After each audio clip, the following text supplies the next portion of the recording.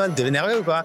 Non, non, je viens de me réveiller. Bien sûr, c'est le meilleur algorithme du monde. À chaque club où je vais, la concurrence, ils font des années de fou. Le seul conseil qu'il m'a donné, c'est s'il te plaît, ne prends pas un carton jaune les 5 premières minutes. 5h ou 6h du matin, je me retrouve tout seul dans la salle. Ils sont les joueurs. Il y a une réunion, il y a un truc, j'étais tout seul. Le dernier de la classe. Bon, comment tu vas? J'ai l'impression que je te vois dans un bon moment. Tu es sur une bonne lancée. Tu as enchaîné des duels de qualité contre Lamine Yamal, des duels bestiaux contre Olivier Giroud. Tu t'étais déjà senti aussi bien depuis que tu es arrivé au PSG. Comment tu te sens? Ouais, c'est vrai que je me sens de mieux en mieux. C'était quelque chose que je savais depuis longtemps, que je devais avoir mon temps pour prendre des bonnes sensations. C'est sûr que les bonnes sensations n'arrivent jamais comme ça. Il faut que tu aies du temps de jeu, il faut que tu aies de la continuité, il faut que tu aies voilà, il faut que tout ça se réunisse. En ce moment, je suis dans une bonne dynamique. C'est vrai que l'année dernière, quand je reviens de blessure, c'est jamais facile de revenir en mi-saison comme ça, avec l'équipe déjà rodée, avec voilà, des performances XXL de tous les joueurs. Essayer de rentrer dans une équipe comme ça, c'est très, très compliqué. Je savais ça, j'étais au courant de ça. Je savais de quoi j'étais capable. Après, c'est vrai que voilà, le coach, il savait qu'il pouvait toujours compter sur moi. Et voilà. Et maintenant, cette année, voilà, j'ai fait ce qu'il fallait faire pendant la petite coupure. J'ai essayé de me bien préparer pour essayer voilà, d'enchaîner cette saison, une grosse saison, avec cette Coupe du Monde à la fin. Que c'était, bien sûr, depuis le premier jour que j'ai repris, c'était un des objectifs, d'être dans ce groupe. Et je vais tout Et faire comment pour. tu te sens? Honnêtement, tu connais ton corps, tu es un joueur expérimenté, tu as 29 ans. Est-ce que tu te sens à 100%? Comment tu te sens? Ouais, je me sens très bien. Franchement, physiquement, mentalement, je me sens top. C'est vrai que plus j'ai de continuité dans les matchs, mieux je me sens. Ça, c'est quelque chose que tu prends sur le terrain. Les minutes que tu joues, c'est des minutes voilà, qui vont faire de m'améliorer. Et là, en ce moment, je me sens très, très bien. Franchement, je me sens top, avec beaucoup d'envie de continuer à enchaîner des matchs. Et alors toi, tu es un grand joueur, tu as un immense palmarès. À quel point ces 2 ans ont été durs pour toi? Et est-ce qu'à un moment, tu as cru que tu reviendrais pas à ton top niveau? Non, ça, j'ai toujours cru en moi. Ça, c'était quelque chose voilà, que mentalement, je suis quelqu'un de très fort. Je sais que ça allait, voilà, ça allait revenir. Mais c'est vrai que quand tu es dans une grande équipe, dans une grande équipe comme ça, comme l'année dernière, voilà, où on a enchaîné que des belles performances, tous les joueurs étaient au top. C'est pas facile de rentrer dans une équipe comme ça, comme j'ai dit avant. Mais ouais, j'étais confiant. Je savais que voilà, que mon moment allait arriver tôt ou tard. Et bon, ouais, c'est vrai que l'année dernière, on a fait une saison extraordinaire. J'ai joué un rôle un peu secondaire, on va dire. Mais voilà, je suis aussi content de ce que j'ai réalisé l'année dernière. Mais cette année, c'est vrai que voilà, les choses ont commencé à changer. Je me sens de mieux en mieux. Et voilà, avec un grand objectif à la fin de saison, que c'est mon premier objectif, bien sûr. Et le fait d'avoir été saignant, tu vois, le fait d'avoir fait un gros duel contre Lamine Yamal à Barcelone, est-ce que les copains ils t'ont chambré d'ailleurs? Est-ce qu'ils t'ont dit ça y est, t'as le petit Yamal dans ta poche? Ou est-ce que les copains ils t'ont chambré? Et surtout toi, à quel point ça t'a fait du bien dans la tête? Non, après moi, non, ils m'ont pas chambré, mais c'est vrai qu'après moi, je suis quelqu'un voilà, qui aime bien l'adversité, qui aime bien les gros duels. Et à chaque fois voilà, qu'il y a des gros défis. matchs ou des gros défis, j'essaie toujours de répondre présent. Voilà, c'est vrai que c'était un moment un peu compliqué dans le match, avec Nuno voilà, qui faisait un match extraordinaire aussi, mais qui avait un carton jaune. Du coup, c'était un moment compliqué pour lui. Et le coach, il a bien géré ça. Il savait voilà, que nous pouvons continuer le match, mais c'est vrai qu'en jouant un contre avec Yamal, à tout moment, il pouvait prendre son deuxième jaune. Il a cru en moi. Il m'a dit de rentrer sur le terrain, de mettre nous ailier. Et le seul conseil qu'il m'a donné, c'est s'il te plaît, ne prends pas un carton jaune les 5 premières minutes. Du coup, ça s'est bien passé. Et voilà, j'ai pu finir le match et bon, après, continuer à enchaîner le match de Lille, maintenant ici en équipe de France, et après la trêve. Où tu t'es senti bien aussi. Des gros matchs. Ouais, bien sûr. Comme j'ai dit, je me sens de mieux en mieux. Ça, c'est le rythme des matchs. C'est que les matchs qui te donnent ça, et voilà, en espérant pouvoir continuer à enchaîner. Et dis-moi quelle importance a eu la confiance aussi de Didier Deschamps, parce qu'aujourd'hui, ça semble normal que tu sois sélectionné. Il y a eu plus de doutes sur tes sélections, par exemple en juin, où tu jouais pas énormément, mais le coach a eu une grosse confiance en toi. Est-ce que ça t'a fait du bien? Est-ce que ça te fait du bien de sentir aussi la confiance du coach et à quel point ça te fait du bien ou ça t'a fait du bien? Oui, bien sûr. Quand tu as la confiance du coach de l'équipe de France, c'est une confiance extraordinaire. C'est des moments incroyables. Je pense que, comme vous l'avez dit, quand en juin, je viens d'une saison que j'ai pas trop joué, mais qu'il y a la confiance du coach à la fin de saison qui t'appelle en sélection, ça te vide la tête, t'oublies tous les, on va dire, les mauvais moments de la saison où, voilà, où j'ai galéré à essayer de trouver du temps de jeu, mais que j'ai pas pu avoir parce que c'est totalement logique que je puisse pas avoir du temps de jeu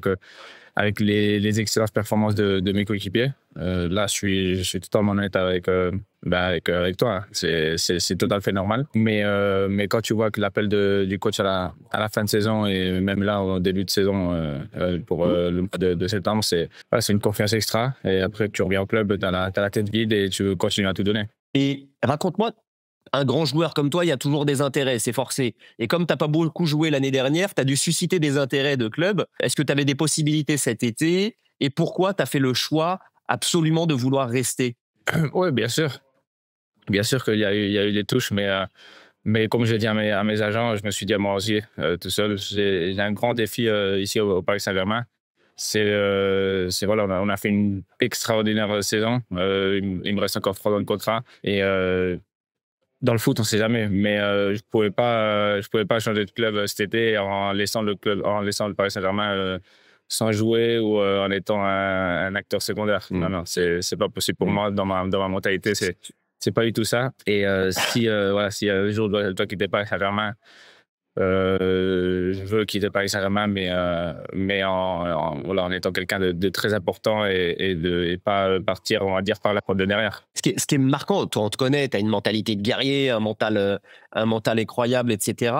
Mais il y a aussi des questions de statut dans des vestiaires. Toi, tu as le meilleur palmarès du vestiaire du Paris Saint-Germain, c'est factuel. Tu as une Coupe du Monde, tu as 2 Ligues des Champions, etc.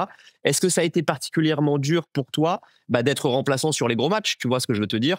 Donc là, je sens que tu es dans un tempérament de guerrier pour vouloir rentrer dans le 11 et les performances te permettent d'être confiant, etc., d'y croire en tout cas. Mais est-ce que ça a été dur à un moment de se dire waouh, j'ai un vécu, etc.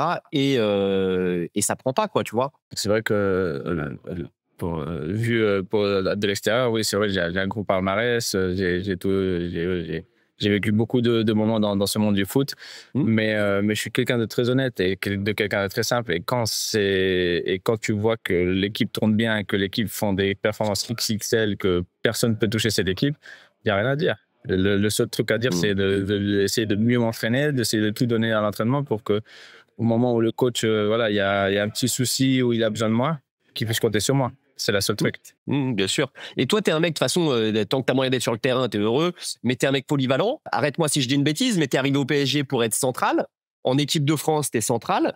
Tu as joué un petit peu central au PSG, mais tu es surtout doublure de Nuno. C'est comment d'être en concurrence avec Nuno Mendes, qui est, comme tu disais, enfin, tu vois, tes concurrents, ils sont sur un niveau stratosphérique. Est-ce que tu trouves que c'est le meilleur latéral gauche du monde en ce moment, Nuno? Comment tu vis au quotidien, sachant que vous avez des qualités très différentes, hein, mais comment tu vois cette concurrence avec Nuno et est-ce que tu penses que c'est le meilleur du monde en ce moment, latéral gauche? Déjà, bien sûr, c'est le meilleur arrière gauche du monde, sans aucun doute. Mais après, je suis quelqu'un qui est déjà habitué à ça. Au Bayern, j'avais Alphonso Davies, Prime, 2020, qui était en Vespa, le mec. Il était sur le terrain à 2000 à l'heure. Je suis habitué. À chaque club où je vais, la concurrence, ils font des années de fou. Alphonso Davies, quand j'étais là-bas, c'était le meilleur gauche du monde, sans aucun doute. Je suis arrivé ici à Paris. En ce moment, c'est le meilleur héros de tout le monde, sans aucun doute. Et non, le seul truc, c'est de continuer, d'être performant à chaque fois que le coach me donne l'opportunité et surtout que eux ils sachent aussi qu'ils ont la concurrence avec moi. Que même si Nuno en ce moment c'est le meilleur gauche du monde, c'est le numéro 1, que lui aussi il sait que je suis là, que s'il a besoin de moi, moi je vais être là aussi. On s'entend très bien. On peut jouer ensemble aussi. Et moi je suis quelqu'un quand il est un peu plus haut à gauche. Voilà, moi je suis quelqu'un qui va jamais faire de problème, tout au contraire. S'ils ont besoin de moi, de continuer à les aider, c'est ce que je vais faire. Et non, on est dans une bonne dynamique. On a un super groupe et en espérant faire encore une fois une saison mémorable pour celle de l'année dernière. Comment tu définirais ton histoire avec le PSG jusqu'à présent et comment tu décrirais ton état d'esprit actuel? Parce que j'ai l'impression que c'est presque un nouveau départ. Est-ce que t'étais pas dans une philosophie où tu as envie qu'elle démarre maintenant, ton histoire avec le PSG? T'es dans quel état d'esprit? Non, pas du tout. Quand je suis arrivé à Paris, Ok. j'ai très bien commencé. J'étais très, voilà, très serein. C'était une saison presque parfaite avec ma première saison avec Paris. On arrive jusqu'à la demi-finale de la Ligue des Champions. C'est là où malheureusement je me blesse. Et après, c'est sûr que l'année dernière, c'était une année très très compliquée pour moi. C'est jamais facile quand quand tu te refais croiser un an et demi après. Tu te fais deux croisés en espace de 2 ans. C'était jamais facile. C'est sûr que ton corps, au bout d'un moment, il lâche. Mais j'ai tout fait pour revenir le plus rapidement possible. Je suis revenu en décembre voilà, la saison dernière. Parce que, comme j'ai dit, en mi-saison, c'est jamais facile de rentrer dans une équipe comme ça. Mais voilà, j'ai essayé d'être performant à chaque fois que je pouvais. C'est vrai que c'est pas facile quand t'as pas du temps de jeu, quand t'as pas de minutes, quand t'as pas de repères. Quand t'es pas habitué à jouer beaucoup avec tes coéquipiers, c'est pas facile. Mais voilà, j'ai jamais lâché, j'ai toujours cru en moi et voilà, aujourd'hui, j'essaye d'être performant à chaque fois que le coach me donne cette confiance, cette opportunité d'être sur le terrain. Et voilà, cette année, ça va être une année différente. Ma mentalité, mentalement, je suis au top. Physiquement, je me sens au top. Et j'espère que ça va être une grosse saison encore une fois. Il y a beaucoup de blessés cette saison, il y a beaucoup de blessures. Est-ce que tu sens une forme de traumatisme? Est-ce que tu sens que les copains sont un peu stressés? Comment tu sens l'effectif là? Parce que c'est pas totalement illogique après la saison de foot que vous avez vécu, mais comment tu sens les gars? Non, mais c'est sûr que c'est jamais facile quand tu finis une saison mi-juillet sans avoir une semaine de libre et que deux semaines et demie après tu joues une finale de Super Coupe d'Europe. C'est pas facile. C'est normal qu'au bout d'un moment ou un autre, ça lâche physiquement ou mentalement. C'est trop selon toi? C'est trop? C'est abusé? Bien sûr, c'est trop. Au bout d'un moment, tu vois toutes les équipes, même Chelsea, on voit Chelsea qui ont joué la finale la finale du Mondial des clubs avec nous. Nous, on a joué la finale de la Ligue des Champions une semaine avant, ils avaient fini. Eux, ils ont eu plus de moments de coupure, même s'ils sont arrivés en finale comme nous.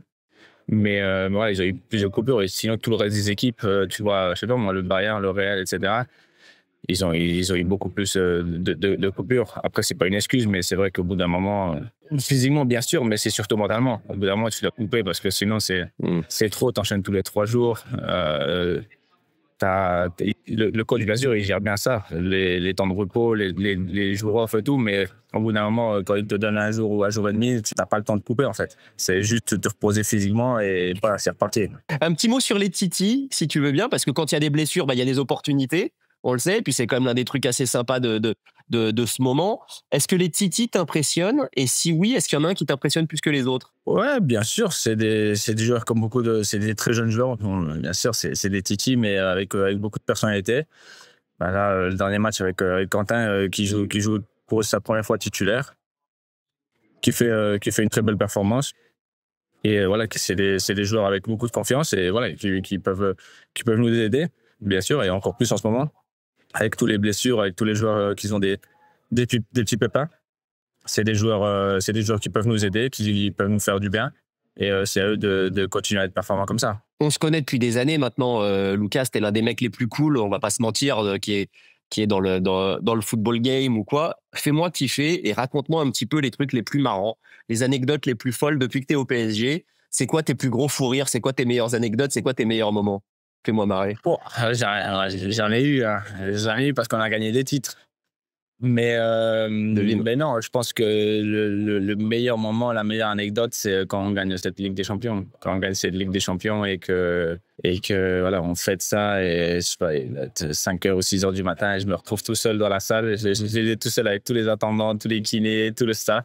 Et je dis, attends, mais ils sont les joueurs. Et il y a une réunion, il y a un truc, j'étais tout seul, le dernier de la classe. Et est-ce que tu as fait un câlin aux arbres comme tu avais fait après la finale de la Coupe du Monde 2018? Non. Est-ce que tu as dansé avec les arbres? Ça c'est pour cet été 2026. Voilà. Voilà, pour la 3e étoile. Et raconte-moi un petit peu le coéquipier le plus rigolo, le coéquipier le plus marrant, celui qui t'a le fait le plus marrer, ton plus gros fou rire, c'est quoi? Bah, Ousmane. Ousmane, il est unique. Lui, alors lui, non, non, il est unique. Quand des fois tu le vois le matin, il arrive en claquette, grosse doudoune, capuche, AirPod, il parle avec personne. Ousmane, t'es énervé ou quoi? Non, non, je viens de me réveiller. Et t'as une anecdote aussi qui te revient avec Ousmane, une fois où tu t'es dit, il est complètement maboule, tu vois, d'autres trucs où il t'a fait gaulerie? Non, lui, c'est sa manière d'être. Tu vois, c'est sa façon, sa personnalité. À chaque fois qu'il parle, à chaque fois qu'il s'exprime, il te fait rire. Tu peux pas éviter. C'est pareil comme quand on fait des réunions et il y a le coach qui parle et il demande des fois à des joueurs et il demande à Ousmane, même il répond bien, mais il nous fait tous rigoler parce que c'est sa manière de s'exprimer, de parler et tout. Il est unique. C'est quelqu'un d'unique. Et sportivement, tiens, sur le terrain, à l'entraînement ou même en match, c'est lequel qui t'impressionne le plus sur le terrain? Dess, franchement, quand il arrive à Paris, je le connaissais pas d'avant. Je l'avais pas trop suivi, mais franchement, c'est quelqu'un de physiquement très très costaud, un vrai athlète. Et il a une vraie mentalité de quelqu'un tu sens que c'est quelqu'un qui aime la gagne, qui recherche que ça. Et franchement, c'est le joueur qui m'a plus impressionné depuis que je suis après, tu vois, les Neymar, les Ousmane, tout ça, je connaissais déjà. Mais Dest que je connaissais pas et qui arrivait avec cette force, il m'a impressionné, même à l'entraînement et tout. Il m'a beaucoup impressionné. Pour finir, on va se faire un petit flashback, si tu veux bien. On est à la 78e minute de la finale avec des champions, 31 mai dernier. Tu t'apprêtes à rentrer. Toi, tu as de l'expérience, mais tu sais ce que ça représente. Il y a 4-0 déjà à ce moment-là. Hein. Tu vas rentrer, tu as quoi dans la tête? Tu te dis, ça y est, c'est sûr, on a gagné. T'es stress encore? T'es dans quel état d'esprit quand tu rentres dans la finale de la Ligue des Champions et comment tu sens les autres? Non, au moment où je rentre, je m'en souviens, on dit à 4-0, je suis sûr qu'on allait mettre encore un but. J'étais convaincu de ça et je rentre avec cet état d'esprit de continuer à garder le ballon, mais en sachant qu'on allait marquer un 5e but. Après, je sais pas quelle minute elle allait rentrer, mais je savais qu'au moment où j'allais rentrer, j'avais tout donné bien sûr comme toujours, mais je savais qu'on allait remarquer encore un but. J'avais ce sentiment-là. Et pour finir, mon poulet, comment t'as 29 ans, mais 29 ans, on est au top. À 29 ans, comment t'imagines ton avenir, toi? Comment tu veux rester encore des années au PSG? Tu veux finir, pourquoi pas en Arabie Saoudite comme ton frère, et pourquoi pas rejoindre ton frère? D'ailleurs, jouer un jour avec ton frère, ça peut être un objectif. Comment tu imagines ton avenir? Non, moi je suis quelqu'un de très serein. Je sais qu'il me reste encore 3 ans ici à Paris. Ouais, 3 ans de contrat. C'est un club magnifique avec des projets sportifs incroyables. Et je suis très content d'être ici. Je savais que quand je partais du Bayern pour venir à Paris, c'était pour faire de grandes choses. On a déjà fait des grandes choses, mais je sais qu'on peut continuer à créer l'histoire de ce club, de cette ville et surtout de ce pays. Et voilà, mes objectifs à court terme, c'est de continuer à être à Paris et être un joueur très, très important pour le Paris Saint-Germain. Le back-to-back, t'y crois, toi? Une 2e Ligue des Champions de suite, t'y crois? T'es confiant? Bien sûr. C'est pour ça que je suis là. Il n'y a que le Real qui a réussi. Hein. Ouais, si on a une équipe, pour faire ça, c'est le Paris Saint-Germain avec tous les bons joueurs et les jeunes joueurs qu'on a. Et surtout avec le coach qu'on a, avec la motivation qu'il a aussi.